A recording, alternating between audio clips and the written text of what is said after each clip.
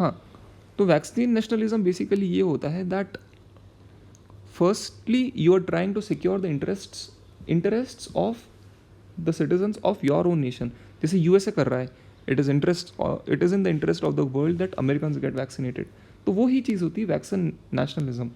Vaccine nationalism Covid के दौरान देखने को कैसा मिला था, जो भी बड़ी बड़ी कंट्रीज़ हैं, ईयू है, जर्मनी है, यूएसए है, तो इन्होंने पीपीए साइन कर लिया. जो भी वैक्सीन मैन्युफैक्चर कर रही थी ना, फाइजर, मॉडर्ना, इनके साथ पीपीए साइन कर लिया. पीपीए मतलब प्री परचेज अग्रीमेंट.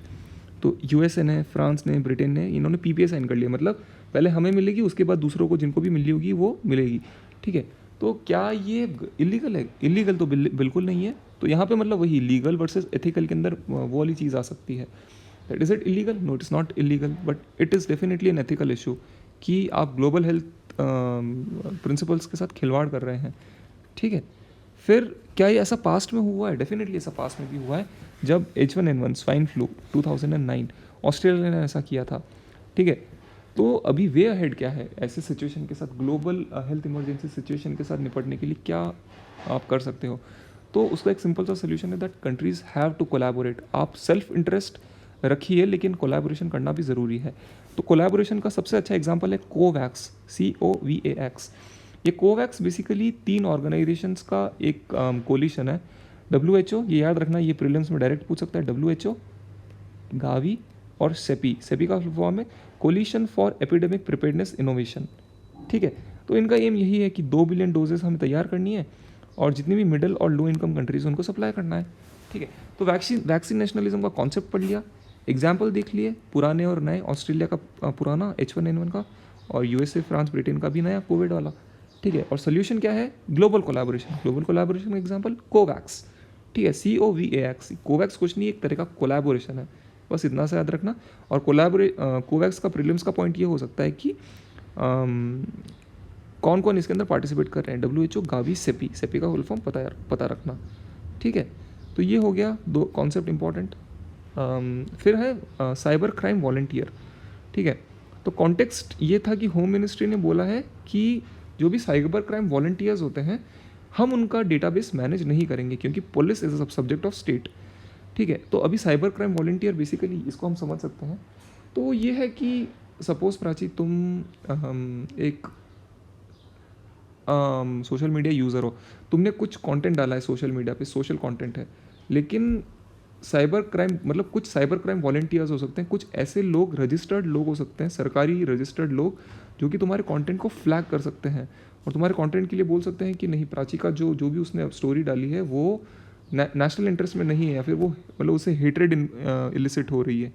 ठीक है, तो ये बेसिकली साइबर क्राइम वॉलंटियर्स करते हैं कि जो भी ऑनलाइन कंटेंट चलेगा तो उनको वो मतलब बेसिकली सर्वेलेंस करेंगे एक तरीके से, और सर्वेलेंस करके रिपोर्ट भी कर सकते हैं. They can content flag the content. ठीक है, तो उससे ये होगा कि उसके पॉजिटिव्स तो मतलब देख कुछ ना कुछ सोच के ही इसे लाया गया था. नेगेटिव ये हो सकते हैं कि एक सर्वेलेंस स्टेट, हम साइबर सर्वेलेंस स्टेट को न्योता दे रहे हैं. ठीक है, तो होम मिनिस्ट्री ने मना कर दिया कि हम लोग जो भी साइबर वॉलंटियर्स होंगे उनकी हम रिपोर्ट नहीं रखेंगे. ठीक है, क्योंकि साइबर क्राइम बेसिकली पुलिस के डोमेन में आता है, पुलिस स्टेट सब्जेक्ट है. ठीक है, तो ये एक हो सकता है कि किसके अंडर आता है, तो होम मिनिस्ट्री में तो डेफिनेटली नहीं आएगा. अबाउट देख लो, flag unlawful content, raise cyber awareness, and it is a part of national cyber crime ecosystem management unit and which is a part of I4C. ठीक है, इश्यूज मैंने ऑलरेडी डिस्कस कर ली that it forms a culture of surveillance and mistrust. Okay, फिर एक था deep submergence rescue vehicle. ये already मैंने बता दिया कि इंडोनेशिया का जो शिप था वो सिंक हो गया है. उसका नाम था नंगाला, NANGALA. ठीक है, तो ये डायग्राम वही रिप्रेजेंट करने के लिए कि हम उसे रेस्क्यू करेंगे कैसे. तो ये हमारा जो शिप होगा डीप सबमर्जेंस रेस्क्यू व्हीकल, वो एक सरफेस का शिप है. ठीक है, तो वो ये सोनार भेजेगा पानी में, और जहाँ जहाँ से भी उसे रिपोर्ट मिलेगी तो वो उसे मतलब रीड करेगा. ठीक है, तो शिप है वो बेसिकली, और हमें एक सबमरीन को फाइंड करना है.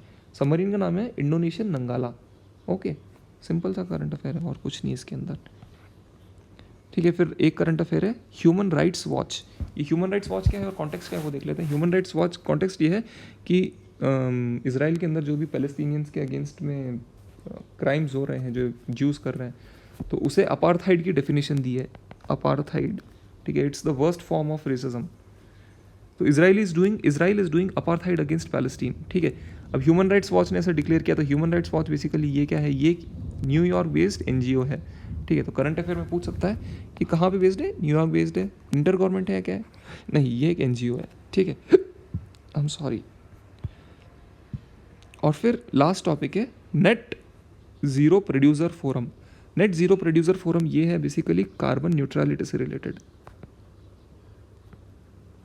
ठीक है। ये वर्ड याद रखना, कार्बन न्यूट्रलिटी। तो कार्बन, इसके अंदर कौन कौन से मतलब इसके मेंबर्स होंगे, जो भी मेजर ऑयल और गैस प्रोड्यूसर्स हैं, ठीक है। तो वो जैसे कि सऊदी अरेबिया हो गया, यूएसए हो गया, यूएसए भी पता है शेल गैस प्रोड्यूस करता है, कनाडा हो गया, नॉर्वे हो गया, नॉर्वे के अंदर ब्रेंट क्रूड मिलता है, कतार हो गया, ठीक है।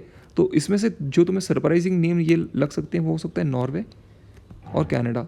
कनाडा के अंदर भी ऑयल वेल्स हैं। यूएसए का तो ऑलरेडी पता है कि वहाँ पे वो मिलता है, कौन सा, शेल मिलता है। सऊदी और कतार तो पता ही है। और नॉर्वे के अंदर ब्रेंट क्रूड मिलता है, ठीक है। और कुछ फैक्ट्स देख लो। Saudi is the largest crude oil exporter, ठीक है। और इनके आईएनडीसी भी देख लो। अभी पता है यूएसए ने अपने नए आईएनडीसी मतलब डिक्लेयर किए थे, तो वो थे 50 to 52%, 50 से लेके 52% तक उसे रिड्यूस करना है बाय 2030, और सऊदी ने 50% बोला है। इंडिया का आईएनडीसी क्या है याद है? इंडिया के 3 आईएनडीसी है, 33 to 35% रिडक्शन ऑफ एमिशन, ठीक है। 40% of your energy by 2030 should be from green sources, और 2.5 से लेके 3 billion tons of carbon source, okay.